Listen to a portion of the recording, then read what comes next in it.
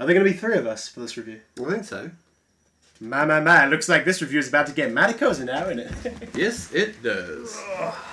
Hey guys, welcome to a very special episode of On the Chopping Block Movie Reviews. I am your host, Tom Ashley. I'm Taylor Wilson. I'm David Partington. We better introduce David. He's relatively a new guy on the old On the Chopping Block, pretty much. He's joining us for the special one. Yeah. So welcome, David. Oh, thanks. Welcome. Thank How's you. it feel? Feels pretty good? Amazing. It feels real cramped in here at the moment, actually. It's I know you're hot talking in about. here. And it's like 30 degrees. It's like 30 degrees. What are we reviewing, Tom? We are reviewing The Hateful Eight. Quentin Tarantino's new film. It's going to be epic. About fucking time. Yeah, I reckon. Honestly, yeah.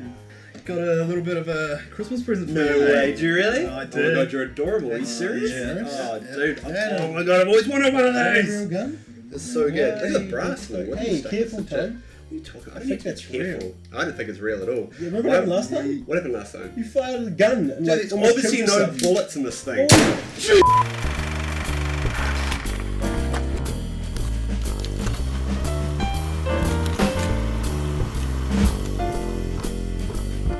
Hateful Eight is written and directed by Quentin Tarantino and stars a flurry of awesome actors. We've got Samuel L. Jackson, Tim Roth, Walton Goggins, Bruce Dern, Jennifer Jason Leigh, Kurt Russell. Kurt Russell, oh my god, Kurt Russell, so Michael good. Marsden. Michael Marsden, Damien Bashir. Oh, of course. That's the one, yeah, Mexican Bob. The Hateful Eight is about a bunch of nefarious characters that are stuck together inside a cabin during a blizzard, and then just like chaos ensues, pretty much. That's the basic premise of the movie.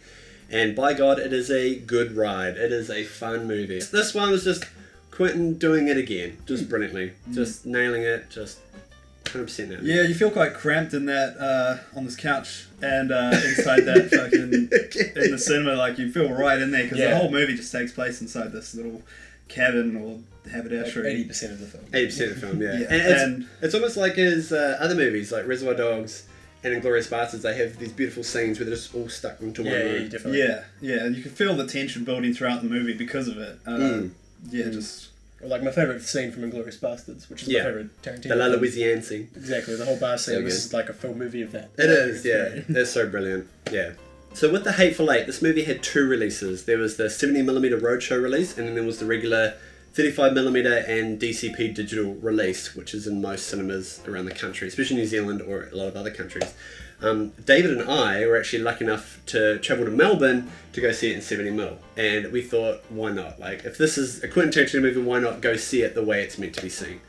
And how was Melbourne, David? Did you like Melbourne? I don't know, Tom. You tell me. Yep, that's like that's, every tourist ever buys that shirt, David. Very good. Yeah. Sweet. It was very cool. We got to go to a retro revival cinema called the Astor Theatre. New Zealand needs to get one of those. We do need to get Pretty one of pronto. those. Just I mean, we've got the Civics, the closest thing, but they're all focused on stage plays and like Nothing wrong with that, but, no, that's great. Like, love it, but they need more like to do movies and stuff as well, especially 70mm prints. Now, 70mm film is a big format picture. It's twice as big.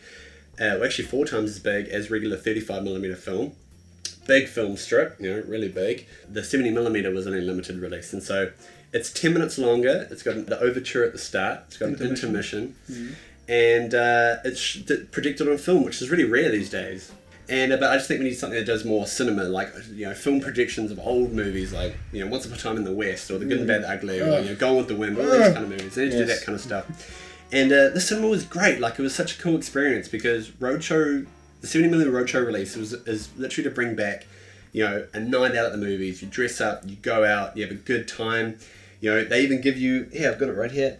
They give you a program. They even give you a program. That's what they did with The Hateful Eight. They give you a program. It's very cool. It's got a little background on the movie and stuff, and gives you the actors, and it's great, and it makes you feel like you're going to an event. I mean, before the movie even starts, I was completely sold because I hadn't been to one of these things before, and I was just the manager literally comes out and he introduces the movie for you, and like stuff like that. It's the little things like that, and it just completely makes it much more of an experience, much more like it's not just something that it's some guy up in a projector screen just constantly playing this like on repeat all day. There's a bit of love and effort that goes into this movie. It was just a great experience, and everyone was having a good time. The cinema was about 1,200 large. It was a big cinema, totally sold out. The line, oh my god, Yeah, Dave, we were was the talking about a line line going down to where we parked our cars, a couple streets. It was longer than the one I saw in like Star Wars. We went to Star Wars on a Friday. This line was massive. I mean, this is the line we saw on a Saturday night. We went again on the Sunday at lunchtime, just as big. Made no difference. That People were keen. Yeah. People would love it, and we need more of this stuff going in. I think it's big, and let's bring it back. The intermission was timed perfectly, as you kind of would expect, and it gave us something to talk about during it, because it was... Well, I don't want to actually say when it was, okay. but yeah. But yeah, something happens in the movie that's like big, Yeah. and then the intermission hits you, and you're just like, everyone in the audience is like, oh, what? Because like, you're going to wait 20 minutes now to continue on. Yeah, you go line up at the bar straight after, and everybody's talking about who did it, who's who what's they gonna think, happen who they next. think, what character's doing what. It's really tremendous, and like it just works in that tension. Like the whole movie's all about tension, and that intermission builds that tension. It's like that elastic band. It is, man. It's like a rubber band. You Just, pull it, and then it just snaps, and Everything. yeah. Blows up. I saw the theatrical cut and I thought it was pretty good. Yeah, you poor man. Yeah. Didn't have an intermission, full movie the whole time. Didn't have to gotta sit here for 20 minutes. Fuck, next scene, it was great. Yeah. Loved it. It's great because when you get back to the film just like skyrockets after that point. It's a film that keeps you on your toes, and you've got to listen during this movie. Like you've really got to listen to what people are saying, and you've got to. It's like a game of Cluedo. You got all these characters which you don't know anything really about, and they're all sort of unlikable characters. Yeah. They're all bad There's characters. no goodie in this movie. No, As opposed to Django and Where it was obvious who the bad guys were and the good guys were. Yeah, So no, It's like you got a protagonist in all the other movies, and this one they're all antagonists. They're all antagonizing. they're all each other. given a reason to hate them, really. Yeah. And or to be at least suspicious of each one of them. I mean, at every point in the movie, there's a section where somebody's like each character's given that little opportunity to prove themselves that they could be. Yeah. That could be An arsehole. And like the rewatchability of this movie is actually pretty massive. Ooh, like yeah. I've seen it twice already, and I want to see it another time. That you just pick up on things, like even though you know what's going to happen, you're looking for character moments or their expressions. And Definitely. Quentin Tarantino framed the picture in a way that there's something happening in the foreground and there's something happening in the background, because the frame is wide. This is shot in Ultra Panavision 70, which is an old camera that they used to shoot like Ben-Hur, all these very old films in the 60s. And it's just a really wide aspect ratio. So the frame covers a lot of ground, and he used that to kind of tell a story in between every part of that frame. Yep. It's massively done. Massively done.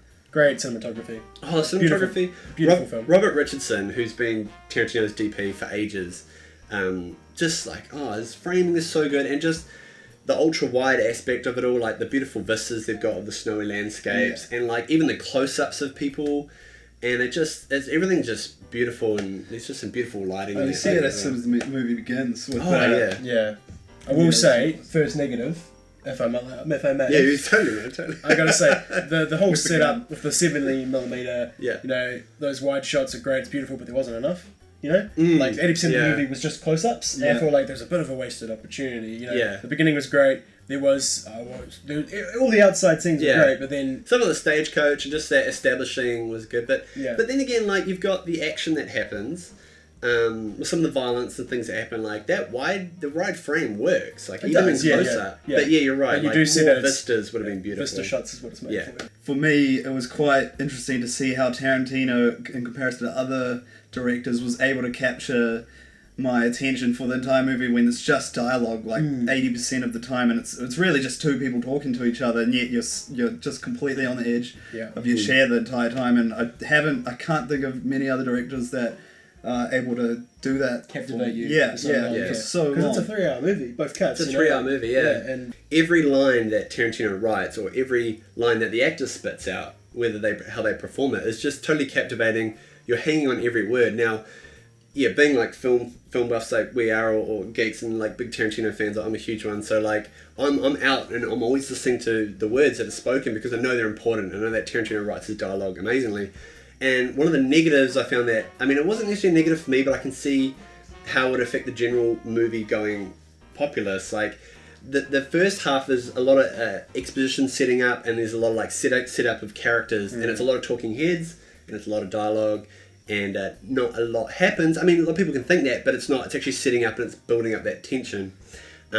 But yeah, most movie-going audiences might find it boring, and they might find it a little bit slow, because it's taking a while to get these characters. You need to know more about them before the action happens.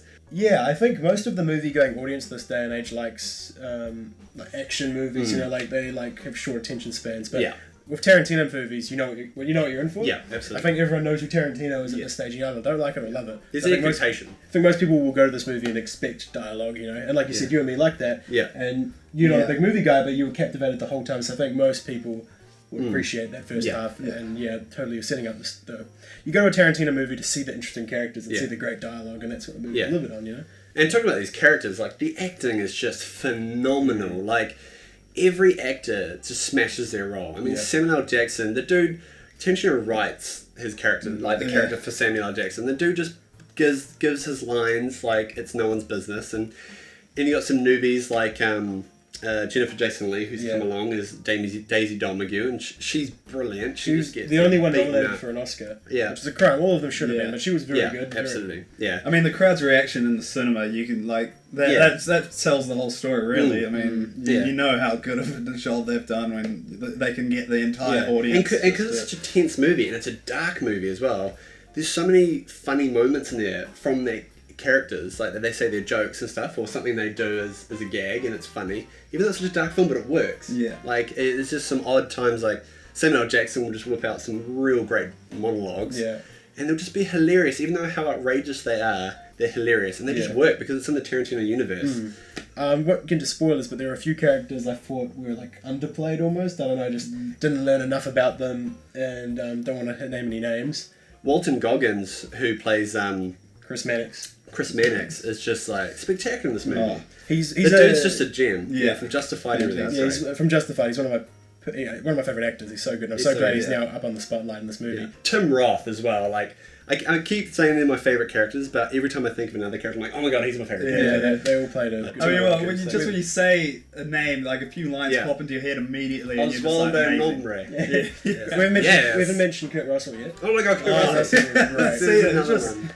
He's so never ends. I heard like rumor that Christoph Waltz was probably meant to be the Hangman, but I can't imagine anyone else. I thought Kurt Russell just owned that. He was so good. He almost had like a childlike performance as well. Like, he'd get excited at certain things. And then he'd be really mad at certain things. Like, and like that mustache he had is just great. No, it's just great. That big old walrus mustache is so good. It's brilliant. And what's so great about all these characters is because they're called the Hateful Eight, so they're all like hating on each other in a way, and like you don't know whether any of them are telling the truth or not, or whether what they're saying, because you're not following one good guy, one character, and that just makes it really interesting for the audience. Like, every audience member, I'm sure, has a different view or opinion on a certain character or who they like the best. Yeah. So it's a brilliant, Yeah, and for the viewers that are worried there's a little bit too much dialogue in the movie, it is a Tarantino movie, so there is going to be blood and gore. You can't expect that, so don't worry too much. That will happen. Yeah. But just get invested in the characters, and then the rest will come flowing nicely. I did feel like the blood and gore was less than his other films, like Kill Bill. Yes. But when it did happen, it was on. And it's just typical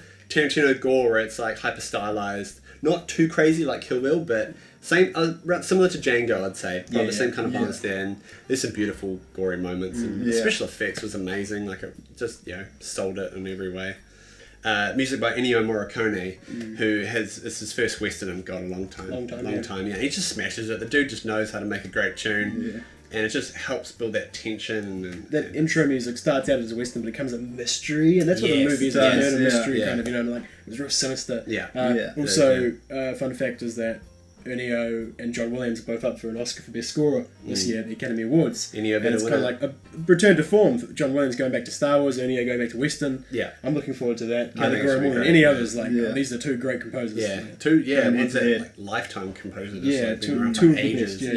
It's great. And with this music, like, because it's horror, it's got very horror and haunting elements. So when you've got these moments of tension between characters or something's happening, it just emphasizes that action, and like and even with along with the cutting of the movie, like the editing of it, like, it's got just great tempo and pace, and like they cut on moments that are really good, and like you'd cut to a certain character that would not give something away but would hint at something, and so every cut is being precisely chosen for the audience to be like, oh, what does that mean, and the tension in this movie is great. Like, even when two people are just talking, there's one scene which is just great, I loved it, where two guys are just basically setting up poles outside, putting poles in the snow. Yeah. I was freaking out that whole time. Yeah. Nothing happened. Nothing happened. It was just the music, and I was just like, something's gonna happen, and nothing happened. You know, questioning. And that whole I watched the second time, like, nothing. The first time, I was just Jesus Christ, like, something happened. And they just like raise the music really high at one point as well, like. And then, like you said, cut to the next scene. It's like music stopped, and I love that. You know, the Tarantino universe is still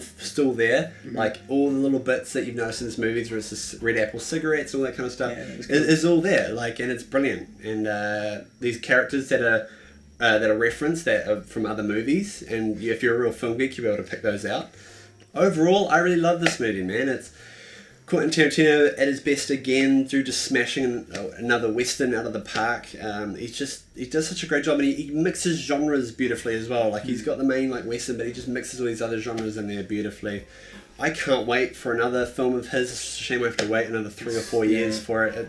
I'm just like a kid. Every time, like, I went to the cinema and I was just anxious. I was so nervous, and I was all jittery, even during because I know his opening credits are really cool. And I was just, as soon as the credits came on, I was just like, I was a kid. I was so happy. I was so happy to be there. And to me, I love going to the movies and being excited like that, and being so excited, not knowing what I'm going to go see, and having it be a cool experience. So I'm very stoked with it. I am going to give it a solid 9 out of 10. Cool. It's not a perfect movie, but it's damn good. Well, cut my legs and call me shorty. It's a Tarantino movie. I went in and I got what I expected. Great dialogue, great characters. You know, it was just lots of good tension. Music was great. I mean, we've talked about it. I'm not gonna sugarcoat it. It was good. I enjoyed it. 9 out of 10. I'll give 9 it out of 10. Nice, man. It's a good job. Yeah, so I definitely agree with you guys. It's definitely had all the ingredients that makes a great Tarantino movie. Watching it the second time, it kind of gave me a better idea of like how long it was, and it is a lot of dialogue to process.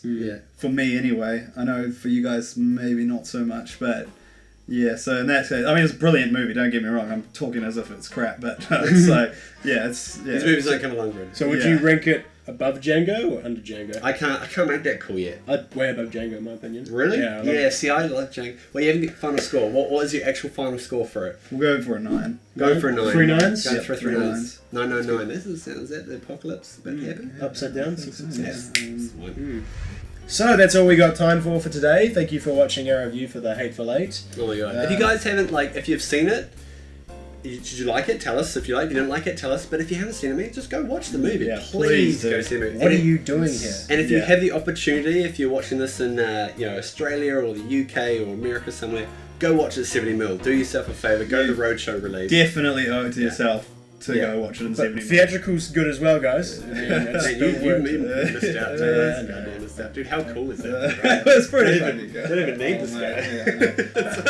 I can stop. So thanks for watching, guys. And David, it's been a pleasure to have you on the show, man. Thank you. It's been a pleasure to be here. Congratulations. Thank you. Okay, right. Fucking out, yeah. Come back, do more. Honestly, it's been great. No, we'll do. This dude's a wealth of knowledge. It's great. That's our episode of On the Chopping Block Movie Reviews. If you want to check out other stuff, click here. Yeah, we've got a bunch of other videos. We've got shorts and movie reviews, all that kind of stuff. And take care, guys. Live long and prosper.